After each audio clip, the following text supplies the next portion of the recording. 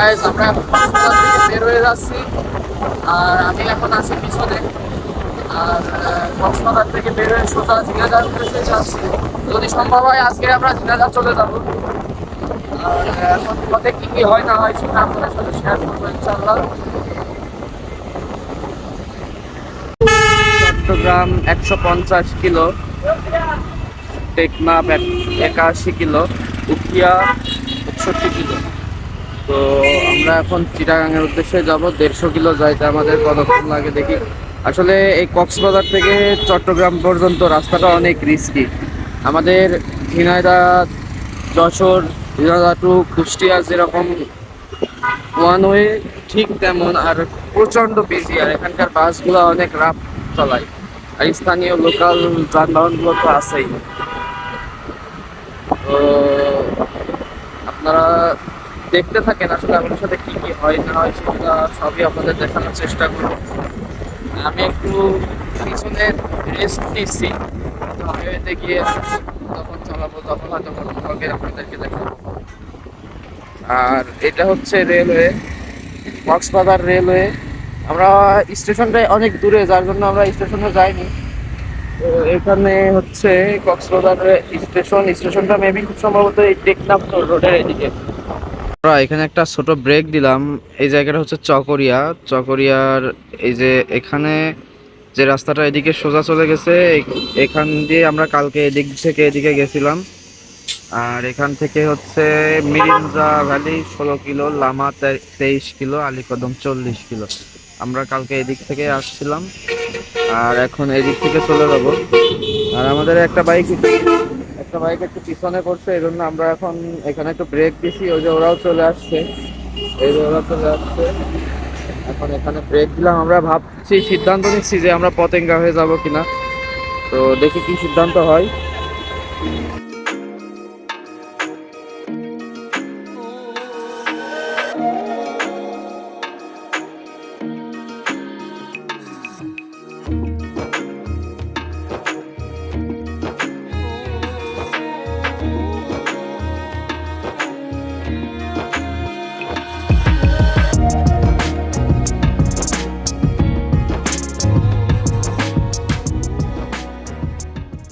এখন যে জায়গাটা ক্রস করছি এটা খুব সম্ভবত চন্দনাইশ নাকি একটা যেন নাম। তো চট্টগ্রামের এই জায়গাটা, এটা কক্সবাজার, এই রেল লাইনটা কক্সবাজারের সাথে সংযুক্ত হয়েছে খুব সম্ভবত। তো এই জায়গায় প্রচুর পরিমাণ ধুলাবালি, আশেপাশে ফাঁকা জায়গা। আমরা একটা জায়গায় দাঁড়ায় একটু ব্রেক নিলাম, ছোট্ট একটা ব্রেক, 5 মিনিটের একটা ব্রেক নিলাম। একটা মাজার, আমার বন্ধু ও বাইক চালাতে চালাতে ওর চোখ লেগে আসছিল। তো ওই জন্য ওর কাছ থেকে এবার আমি নিলাম আর সেখান থেকে পানি দিল। তো এবার এক টানে হয়তো আমরা চিটাগাং চলে যাব।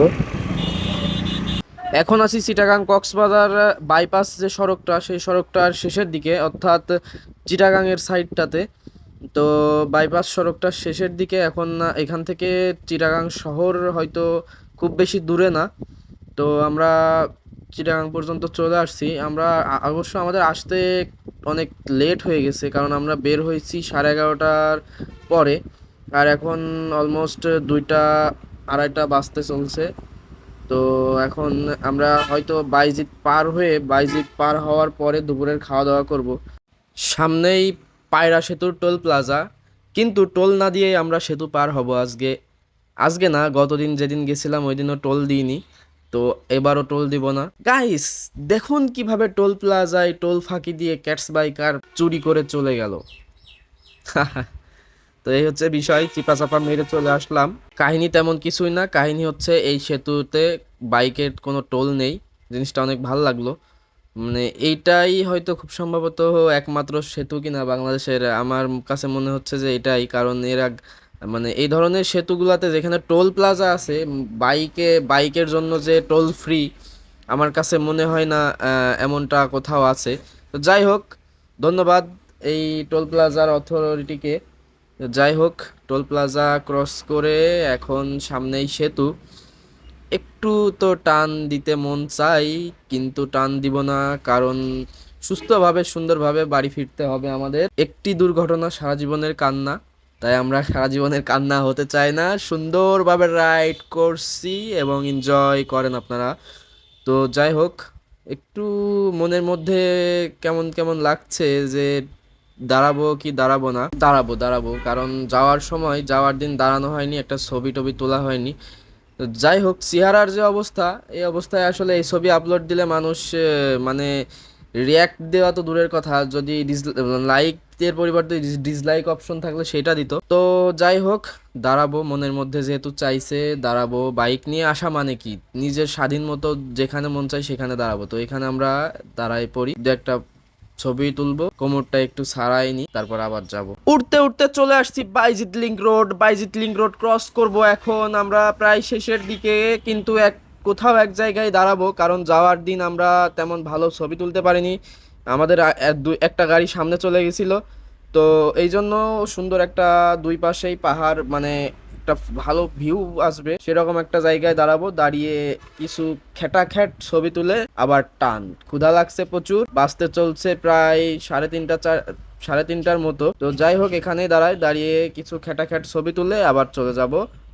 তো গাইস, রাইট নাও আসি এখন চিটাগাং আর হচ্ছে ফেনীর মাঝামাঝি সীতাকুণ্ডুতে। আর এখানে আমার বাইকের একটা প্রবলেম হয়ে গেছে। প্রবলেমটা আরো 10 কিলো ওই পাশ থেকে আমরা বুঝতে পারছি। তো কোনো গ্যারেজ খুঁজে পাচ্ছিলাম না। এখন এখানে একটা গ্যারেজ পেলাম। এই যে ভাই আমাদের একটু হেল্প করছে। চেনের আসলে বাল্ব বলে না ভাই, চেনের বাল্বগুলা নষ্ট হয়ে, দুই তিনটা বাল্ব পড়ে গেছে, যার জন্য এখন আপাতত আমরা ঢাকা পর্যন্ত যাইতে পারবো, সেই ব্যবস্থা ভাই আমাদের করে দেবে। প্রতিটা ট্যুরে বের হওয়ার আগে আমাদের বাইকের প্রত্যেকটা পার্টসপত্র, প্রতিটা নাট বোল্ট আমাদের একদম নিখুঁতভাবে চেক করে বের হওয়া উচিত। তা না হলে আমার মতো এরকম মাঝ রাস্তায় বিপদে পড়তে হবে। তো আমার যে সমস্যাটা হয়েছে সেটা আমি বুঝতে পারছি যে চেন শুকায় যাওয়ার কারণে চেনের বলটা ফেটে গেছে। কারণ আমার chain sprocket plus chain set পুরোটাই চেঞ্জ করার, মানে অনেক আগেই চেঞ্জ করার দরকার ছিল। তারপরেও চলছিল, যার জন্য আমি চেঞ্জ করিনি। যদি চেনটা লুপ করা থাকতো তাহলে সমস্যাটা হতো না। চেন শুকায় যাওয়ার কারণে এই সমস্যার ফেস করা লাগছে। তো আমি আপনাদেরকে বলবো, যারা লং ট্যুর করেন বাইক নিয়ে, তারা সবসময় বাইকের ট্যুরে বের হওয়ার আগে অন্তত একবার করে বাইকটা সার্ভিস করাই নেবেন। আমরা এখন আছি কুমিল্লা একটা ব্রেক দিলাম চা খেয়ে। এখন এখান থেকে একবারে চলে যাবো ঢাকায়। তো চা দেখাচ্ছ তুমি, এখানে আমার বন্ধু আছে, মাইর দিচ্ছে রাত্রেবেলা 90-100, আর এদিকে আছে মাতাল হুতোষে 105 পালসারে। রাত্রেবেলা দেখা যাচ্ছে না কিছু, 105 110 জিক্সার নিয়ে ওর পিছনে, ওর ব্যাকলাইটের আলো দেখা যাচ্ছে না। যাই হোক, এখন পর্যন্ত আমাদের কোনো দুর্ঘটনা ঘটেনি, ইনশাল্লাহ ঝামেলা পর্যন্ত আমরা সেফলি চলে যাব। তো ভিডিও এখানেই শেষ আজকে, নাকি বন্ধু? আজকের ভিডিও এখানেই শেষ। ঢাকার ভিতরে ঢুকে আর ক্যামেরা অন করা হবে না। তো ভিডিওটা যদি ভালো লাগে অবশ্যই পেজে একটা ফলো দিবেন, আর ইউটিউব থেকে দেখলে ইউটিউব চ্যানেলটা সাবস্ক্রাইব করে দিবেন। আল্লাহ হাফেজ।